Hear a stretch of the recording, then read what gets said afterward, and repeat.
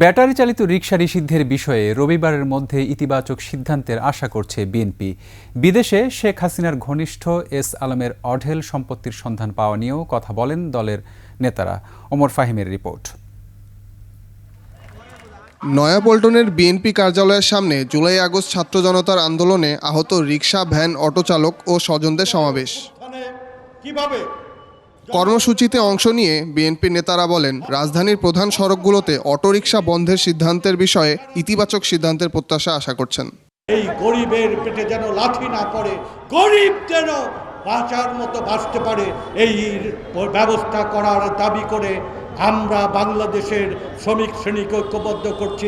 শেখ হাসিনার দোসররা বিদেশে সম্পদের পাহাড় গড়ে তুলেছে, এখন দেশবিরোধী ষড়যন্ত্র চালাচ্ছে বলে মন্তব্য করেছেন বিএনপির সিনিয়র যুগ্ম মহাসচিব রুহুল কবির রিজভী। একমাত্র ওয়ালটন এসি দিচ্ছে 1 বছরের replacement guarantee.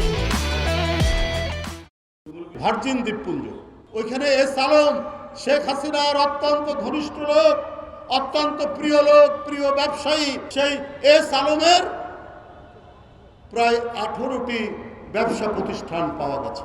Salman F Rahman বাংলাদেশের শেয়ার বাজার আত্মসাৎ করেছেন, ব্যাংকগুলো লুট করেছেন, একতরফাভাবে টাকা পাচার করেছেন, কিন্তু উনাকে সাথে করে আর নিয়ে যায়নি শেখ হাসিনা। নিত্যপণ্যের দাম নিয়ন্ত্রণে না আসায় অন্তর্বর্তীকালীন সরকারের উপর জনগণের আস্থা কমছে বলেও মন্তব্য করেন বিএনপি নেতারা।